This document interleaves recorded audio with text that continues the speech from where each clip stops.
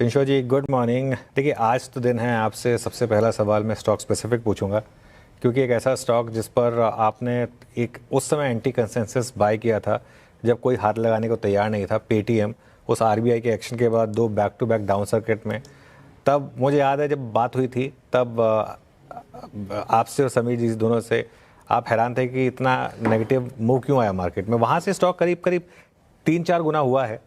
लेकिन आ, अब क्या आपको लग रहा है, आज जो प्रमोटर एंटिटी की सेलिंग हुई है, हालांकि उसको लेकर थोड़ा सा ऑब्वियसली एक क्लैरिफिकेशन है, उसको देखकर लग रहा है कि क्या एक नियर टर्म टॉप बना है इस इन्वेस्टमेंट में? आप प्रॉफिट बुक करेंगे या बने रहेंगे यहाँ पर?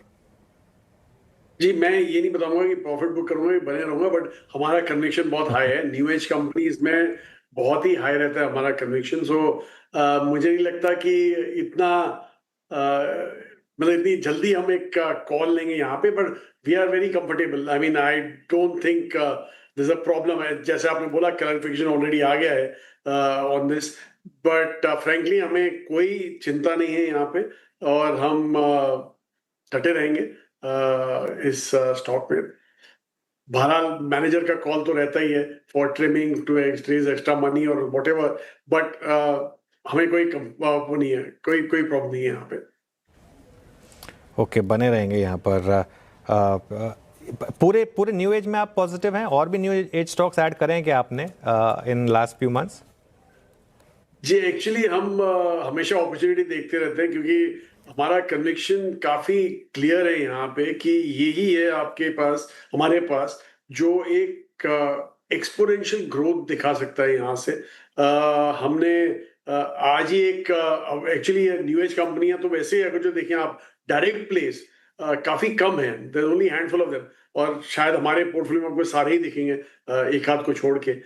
लेकिन जो एंसिलरीज है to this new age, I think वहां पे भी ज्यादा एक्साइटमेंट आ रही है। तो इसलिए हम तो रेगुलरली वो भी आइडेंटिफाई करके वी कीप पिकिंग अप जहां जहां हमें दिखता है। और जैसे ही कहीं करेक्शन दिखता है, हम तो नॉर्मली, हमारे पास कैश रखते ही नहीं है, तो वो कैश इसी सब में चला जाता है टू जहां पे थोड़ा प्राइस करेक्शन दिखा, वहां पे आपने ऐड कर लिया।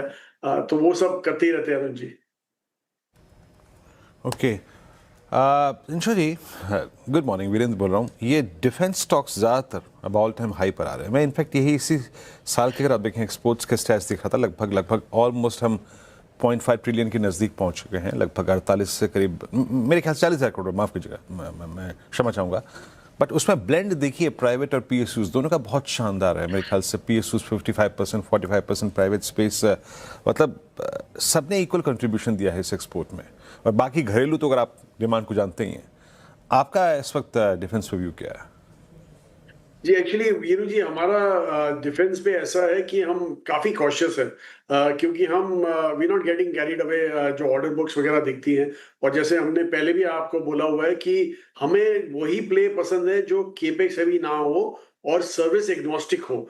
तो इसलिए काफी लिमिटेड प्लेस है इस मार्केट में जो ये दोनों क्राइटेरिया मीट करते हैं। और ये क्राइटेरिया इसलिए है क्योंकि एक तो कैपिटल इंटेंसिटी की प्रॉब्लम क्या है कि आपके पास ऑर्डर तो आ जाते हैं, लेकिन क्योंकि आपको इतना केपेक्स इन्वेस्ट करना पड़ता है टू एक्स्ट्रा कैपेसिटी बिल्ड करने के लिए, इसलिए आपकी ग्रोथ रेट्स एक स्टेगनेट सी हो जाती है। और दूसरा, जैसे मैंने बोला, सर्विस एग्नोस्टिक, तो हर एक सर्विस को आप सप्लाई करोगे, तो ऑब्वियसली यू नॉट डिपेंडेंट कि एक का ऑर्डर आया दूसरे का नहीं आया। तो यहाँ पे इसलिए हमें दो ही स्टॉक पसंद है स्पेस में, जो हमारे पोर्टफोलियो में जो है, बेल और solar explosives. Again solar, sorry, industries, वो ऑलरेडी जैसे मैंने बोला एग्नोस्टिक है, तीनों सर्विसेज भी अप्लाई करते हैं, एंड केपेक्स हेवी नहीं है। It's not that intensive, capex intensive business है साथ। सो अच्छा, होटल्स में आपकी प्लेसमेंट, इनफैक्ट समीर जी से जब बात होती है वहाँ भी अगर आप देखें, वो काफ़ी कन्विक्शन था उनका।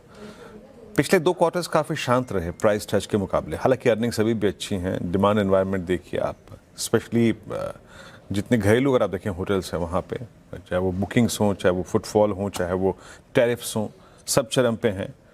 होटल्स पे भी आपका व्यू क्या कह रहा है? कुछ कुछ एक्सपोजर बढ़ाया क्या आपने इस बार? नहीं, एक्चुअली वीरू जी, हमने अपना स्टेगनेंट रखा है एक्सपोजर। तो हमने आप लेटेस्ट हमारा पोर्टफोलियो देखेंगे जो आएगा, उसमें देखेंगे एक नाम कम किया और एक और ऐड किया हमने। तो हमें यहाँ पे भी कंफर्ट है, लेकिन सिलेक्टिवली अभी होने वाला है, क्योंकि एक्चुअली जो विनर्स हैं वो काफी सिलेक्टिव रहेंगे यहाँ पे। केपेक्स अगेन जो साइकिल प्ले आउट हो रहा है, वो हमें इतना पसंद नहीं है, इसलिए हम थोड़े फूक फूक के कदम रख रहे हैं यहाँ पे। जो लॉन्गर टर्म हमारा व्यू इज वेरी क्लियर कि ये सेक्टर अच्छा करेगा given the possibility of rooms, लेकिन ऑब्वियसली सर्टन प्लेयर्स जो है वो काफी बेहतरीन करेंगे then others. And frankly Veeru ji, आज की तारीख में मार्केट में इतने ऑप्शंस अभी मिल रहे हैं that you not to stick to one single story. आपको जो आपने ये क्वार्टर देखा, इसमें काफी नए नए ग्रोथ ट्रेंड्स देखने को मिले हैं, तो इसलिए हमें वहां पे कंफर्ट ज्यादा आ रहा है। सो फूक फूक के कदम रखा आपने। अभी आपने ये भी कहा कि फूक फूक पे एक ऐड किया, क्या किया है फूक फूक के होटल्स में? जी, वो हम बताएंगे नहीं, लेकिन आपको दिख जाएगा हमारे पोर्टफोलियो में क्योंकि अभी disclose- फैक्ट शीट में दिखाई दे जाएगा, फैक्ट शीट में दिखाई देगा। चलिए ठीक है, तो फैक्ट शीट का वेट करेंगे। ऑटोज़ में क्या व्यू बन रहा है आपका रिंशो जी? अब ऑटोज़ में शानदार रैली हुई, ऑटो एंसिलरी पैक पूरा का पूरा अच्छा कर रहा है इस समय, यहाँ पर क्या व्यू रहेगा? जो अनुज जी, एक्चुअली जो मैं बोल रहा था नए ट्रेंड्स उभर के आ रहे हैं, आई थिंक एंसिलरीज एक बहुत ही बेहतरीन ट्रेंड दिखाया है पिछले 2 क्वार्टर्स में।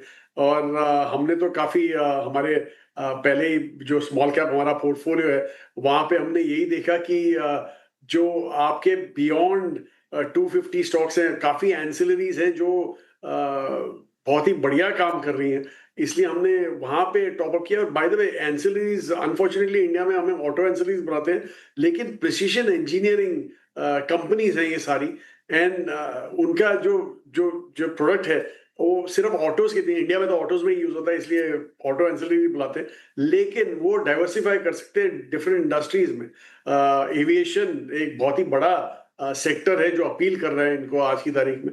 और हम तो यही हाईलाइट करते रहते हैं कि जैसे अपना चाइनीज युआन इतना गिरा है, सॉरी इतना बढ़ गया इंडिया के आईएनआर के सामने इस साल, तो हम काफी कॉम्पिटिटिव हो गए हैं इस एरिया में इन एक्सपोर्ट्स ऑल्सो, इसलिए काफी हद तक इंक्वायरियां जो आ रही हैं वो इसी के चलते आ रही हैं। एंड आई थिंक चाइना +1 जो प्ले आउट शायद हो सकता है वो इधर काफी हद तक हो सकता है, इसलिए आप हमारा स्मॉल कैप पोर्टफोलियो देखेंगे तो काफी आपको ऑटो एंसिलरीज दिखेंगी उसमें। अच्छा, एक और चीज़, ये पूरे इस क्वार्टर को अगर आप प्राइस परफॉर्मेंस के मामले में देखें ना दिनशॉ जी, तो एनबीएफसीज ने बहुत ही, अगर आप देखें, एक बेहतरीन शो किया। और इस बार साइडवेज रहे बैंक्स, आई मीन कुछ बैंक्स ने अच्छा किया, I mean look at ICICI bank, numbers का रिएक्शन था, लेकिन वो भी अगर आप देखें बाकी सब के साथ एक अंडर परफॉर्मेंस के दौर में चला गया। एनबीएफसीज ने बहुत अच्छा किया इस बार। आपका सेंस क्या कहता है कि यहाँ से आने वाले 2 क्वार्टर्स में कौन डोमिनेट करेगा in terms of price stretch? और एक और बात, ये गोल्ड में जो स्ट्रेंथ दिखाई दे रही है अब, उसके अंतर्गत अब आप गोल्ड एनबीएफसीज पर क्या भी रखते हैं, क्या मैंडेट है आपका वहां पर? पहले तो सबसे सिंपल जो सवाल है वो जवाब दे दूं मैं आपको गोल्ड एनबीएफसीज का। आप किसी भी बैंक से बात कीजिए, किसी भी एनबीएफसी से बात कीजिए, सब लोग अभी गोल्ड में घुसना चाहते हैं। तो ऑब्वियसली जो गोल्ड फोकस्ड एनबीएफसी है वो तो उनको तो मार्केट शेयर का उनका प्रॉब्लम होगा ही होगा। There is lots of competition, obviously competitive rates भी दिखने को ना आएंगे, तो इसलिए हमें वहां इतना कंफर्ट नहीं है। बहरहाल जो एनबीएफसीज है, दूसरी जो डाइवर्सिफाइड एनबीएफसीज है, उसमें तो हमें काफी कंफर्ट है। आपको याद होगा काफी टाइम पहले से हम लोग ये बोलते आए ना कि दो आपको हमारे पोर्टफोलियो में बीएफएसआई में इतना वेट में, ओवरऑल वेट में इतना डिफरेंस नहीं दिखेगा, but with in that also आप देखोगे कि बैंकिंग में हमारा वेट कम हुए जा रहा है और एनबीएफसीज में हमारा बढ़े जा रहा है, क्योंकि हमें लग रहा है कि अभी यहाँ से जो पहले जो इनको प्रॉब्लम होता था एनबीएफसीज को, वो कंपटीशन का होता था, रेजिंग मनी का होता था, वो आज की तारीख में है नहीं। And they are very efficient जब डिसबर्समेंट्स वगैरह होते हैं, तो फार एफिशिएंट देन बैंक्स। और दूसरा, बैंक्स का जो एक्चुअल जो उनको निम्स जहां से वो कमाते थे, कासा, वो आपने देखा कॉन्स्टेंटली वो CASA, current account, saving account, जो which is literally free money उनके लिए, वो काफी जोरों का घिरे जा रहा है एवरी क्वार्टर। और हमें वहां पे कोई शंका नहीं कि वो और भी टाइटन होता रहेगा वहां पे, इसलिए उनको तो निम का प्रॉब्लम रहेगा ही। बहरहाल NBFCs will do far better. बिल्कुल। अच्छा, NBFCs will do far better. NBFCs में भी अलग अलग लेग्स हैं, गोल्ड फाइनेंस, शेयर मार्केट से जुड़ी हुई कंपनियां, और भी काफ़ी लेंडिंग, नॉन लेंडिंग। ज़्यादा प्रेफरेंस कहाँ पर है? सो जैसे मैंने बोला अनुज जी, गोल्ड लेंडिंग तो हमारा आउट हो गया है, लेकिन जो कंज्यूमर फेसिंग एनबीएफसीज हैं और उसमें ये कैपिटल मार्केट रिलेटेड भी आ जाते हैं, वो हमें बहुत ही पसंद है और हमें लग रहा है कि वहां पे जो एक्सपोनेंशियल ग्रोथ आपको दिख सकती है वो काफी हद तक वहीं पे दिख सकती है। ओके, एनबीएफसीज में अगर आप देखें, आपका गोल्ड फाइनेंस कंपनियों पे बहुत स्ट्रॉन्ग कन्विक्शन है। अच्छा, एक दिनशा जी खबर आई थी और जिसमें कहा गया था कि हॉस्पिटल के जो टैरिफ्स हैं उनको उसी शहर के 3 स्टार रूम के टैरिफ्स के अंतर्गत एस्टेब्लिश किया जाए। हालांकि अभी लेट्स सी उसमें आगे क्या होता है क्या नहीं होता है, लेकिन आपका हॉस्पिटल स्टॉक्स पे व्यू क्या है? क्योंकि ये वो थीम रही है जिसने पैसा बना के दिया है एक ऐसे दौर में भी जब फार्मा नहीं चल रहा था, हेल्थ केयर ने अच्छा पैसा बना के दिया। आपका इस पर तर्क क्या कहता है, और अगर आप बीइंग ए फंड मैनेजर, आप इस खबर को कैसे डील करेंगे अपने पोर्टफोलियो के साथ, उन स्टॉक्स के साथ जो कि हेल्थ केयर स्पेस से बिलोंग करते हैं? अच्छा वीरू जी, मैं हेल्थ केयर का बताऊंगा पहले, लेकिन आपको कंफर्म कर दूं कि हमारा कन्विक्शन नहीं है गोल्ड फाइनेंसिंग में। आपने बोला कन्विक्शन है, इसलिए मैं करेक्ट, हाँ जी, कन्विक्शन नहीं है हमारा गोल्ड फाइनेंसिंग में। अच्छा, हेल्थ केयर की अगर जो बात करें तो हेल्थ केयर का जी ऐसा है कि ये पहले भी हुआ था, ऐसा नहीं है कि ये पहली बारी ट्राई किया गया है, ये पहले भी ट्राई किया गया था। लेकिन आप ये सोचिए, कोई 60-65 हजार रूम है टोटल क्वालिटी रूम्स, सारे हॉस्पिटल जो क्वालिटी हॉस्पिटल है उनको मिला के, ऑब्वियसली ये 60-65 हजार रूम्स इतने कोई मायने नहीं रख, मतलब एज इन बहुत ही कम होते हैं as compare to the demand. तो ऑब्वियसली गवर्नमेंट एक हद तक फॉर, और ऑलरेडी होता है एक्चुअली, 20-20% आप देखें हर एक हॉस्पिटल की capacity goes towards needy patients वगैरह, उसके लिए उन्होंने अलग के बेड रखे होते हैं। तो इसलिए मुझे नहीं लगता कि ये हो सकता है, कंट्रोल हो सकता है, क्योंकि जैसा आप ही जानते हैं कि 60-65 हजार से ज्यादा ही हमारे कंज्यूमर्स होंगे जो रूम्स डिमांड करेंगे। तो इसलिए हमें यहाँ पे कोई शंका नहीं है कि अगेन ये सेक्टर एक ओवरकम कर जाएगा इस जो ये डिस्कशन पेपर जो अभी चालू किया है उसमें। मुझे लगता है ये होल्ड कर सकता है, because this is too much. तो हमारे हिसाब से तो कंफर्ट अभी भी जरा बना हुआ है, और आपको याद होगा हम तो बहुत पहले से बोले जा रहे हैं कि जैसे ही पर कैपिटा इनकम जाती है, everybody looks for quality health care. तो I don't think this can be curbed as such. चलिए, अच्छा, माफ़ी चाहूँगा, मेरे ख्याल से मुझे अनुज ने करेक्ट भी किया कि हाँ, मैं उस अंश को नहीं सुन पाया था। गोल्ड फाइनेंस कंपनी पर आप देखें आपका स्ट्रॉन्ग कन्विक्शन, क्षमा चाहूँगा यहाँ पर। बहरहाल बहुत बहुत शुक्रिया सर, आप इस बातचीत में आज शामिल हुए और सभी सेक्टर्स पर अपना व्यू रखा, और मैं आपकी फैक्ट शीट का इंतज़ार करूँगा। वो होटल स्टॉक कौन सा जो आपने जोड़ा है उसको देखूँगा ज़रूर। Anyway, thanks very much sir, बहुत बहुत शुक्रिया आपका। धन्यवाद। अब चलते हैं।